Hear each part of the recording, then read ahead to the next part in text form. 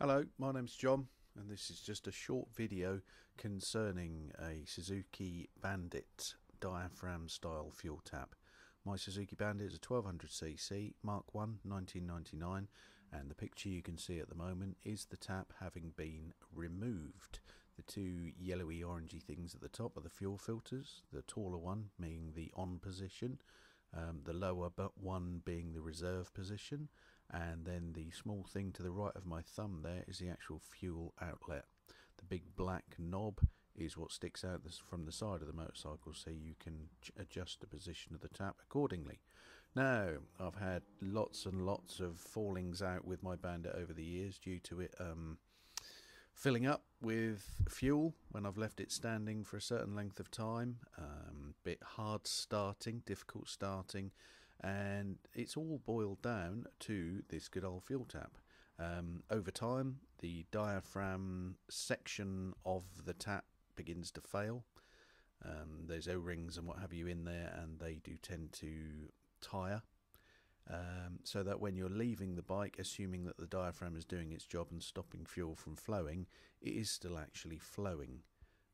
It flows from the tank, through the tap, into the carburetors, and if the float needles are a bit suspect, it will then make its way into the engine, filling the engine up, moving its way down into the gearbox. So if you have a sudden increase of oil level, there's every chance that fuel is making its way through down into the gearbox. So I bought a service kit to repair my tap, and I put all the bits in and then tested it, and lo and behold, it still didn't work very well. So I ummed and ahed about what to do, and I considered buying a manually operated tap rather than the diaphragm style.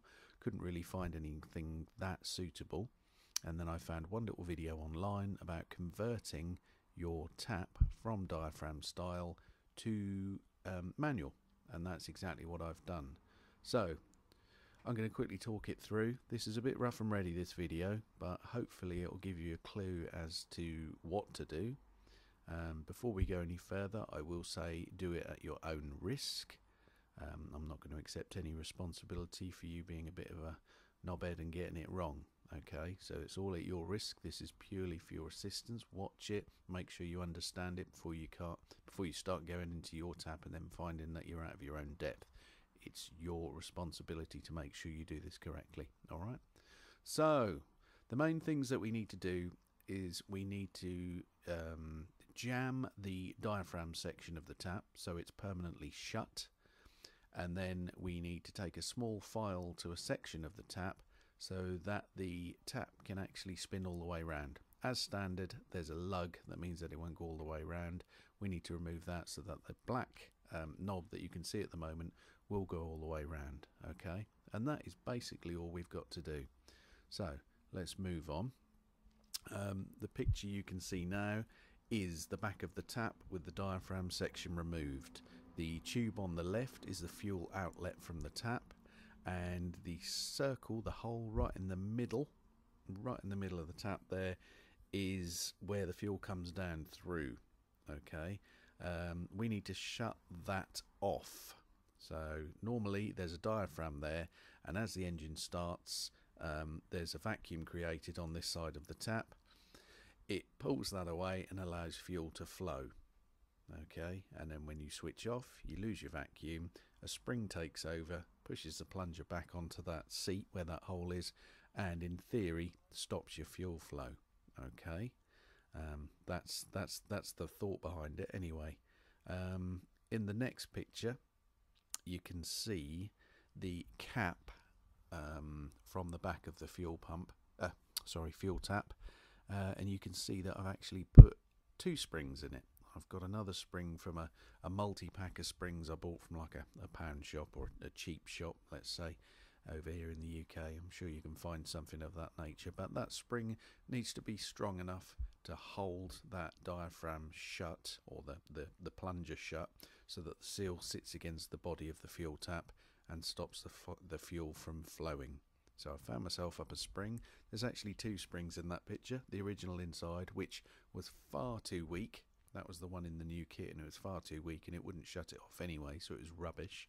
So I've got 2 springs on there, belt and braces, to make sure that it pushes that plunger section shut. Okay, so all we're doing is we're removing that back, putting the extra spring in, and then screwing it back down nice and firmly, securely, so that it's tight.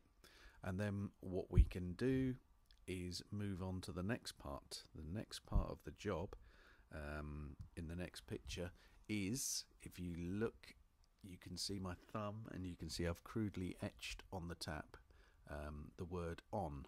Just below fuel there, you can see it says on. Now normally where on is positioned, there is a tooth on that plate. Okay, now that needs to be removed. So all you need is a small file or a Dremel or something like that, and you just need to Dremel that tooth away. And by doing that, that then allows the actual tap, the knob, to spin through 360 degrees rather than coming up against the stop. Okay, so by then doing that, you change the positions of the tap. So you can see that I have actually etched onto that plate on, off and reserve. Okay, and they're in different positions. So on is over to the left hand side, say the 9 o'clock position, reserve is at the 3 o'clock position, and off is at 6 o'clock. It's also at 12, but I'm just using 6 for now. So on at 9, reserve at 3, off at 6. Okay, so once you've got that tooth out of the way and the knob can spin all the way around, you then just basically screw it all back together. As long as all the seals are good within the tap, make sure that all the sealing materials are still in good condition, there's no splits, there's no bits missing, anything like that, then get your tap back together and then put it into the off position. And then once it's in the off position, you can then blow through the fuel outlet.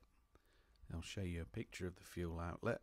There it is. It's over on the left of that picture, the big tube coming off, which is where you normally clamp your fuel hose on. Blow in that and make sure that there's no leakage whatsoever. If there's slight leakage, something is wrong and you'll have to redo it. Could well mean that maybe the spring isn't quite strong enough and it's not holding the plunger in the diaphragm section against the actual body of the tap well enough. But with trial and error, once you move it to that off position, which is your 6 o'clock position, so the pointer facing down on the knob of the tap, you shouldn't be able to blow through the tap. Then once you turn it to either the 9 o'clock or the 3 o'clock position, you should be able to blow through it. And as I say, 9 o'clock is on, fuel on, and 3 o'clock is reserve. So you now have a manually operated tap rather than a diaphragm operated. So when you stop the bike, you have to get into the habit of turning the fuel off, 6 o'clock position, and then normal day-to-day riding, turning to the on position, and then if you were to run out of fuel, swing it across to reserve. Okay, now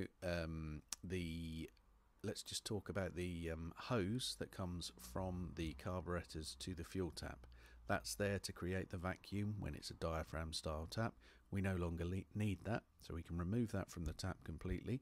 But remember, if we remove it from the carburetors, we need to ensure that we block the port that we've pulled that hose off from. I think from memory it's normally carburetor number 3. Some people have it on number 4, but if you remove that hose, you then need to cap that. You then need to cap that port on the carburetors, otherwise you'll find that your engine will run rough.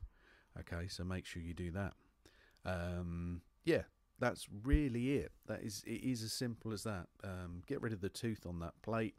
Make sure that the plunger on the back side of the tap is firmly squashed against the body of the tap, so no fuel can flow through there, and you are laughing. Okay, I've done this to my bike, and it works perfectly. No more leaks, no more fuel flowing past overnight. I know you've got your backup of your float needles, but you know, it only takes the smallest, tiniest bit of grit beneath one of those, and then you're going to empty your tank back into your engine. And I just can't be doing with that anymore. I've had it happen a couple of times now, and I've opted for this modification. As I said at the start of the video, it's your responsibility to make sure you do this correctly, taking no responsibility for any of your stupid actions that you may do. Okay, if you follow this and get it right, it will work. I hope this is of help. As I said earlier, just make sure that you cap the cap the tube that comes off the carburetors, make sure that when it's in the off position you can't blow through it, and you should be fine. Okay, I hope that helps someone out there. And yeah, thanks for watching. Cheers. Bye.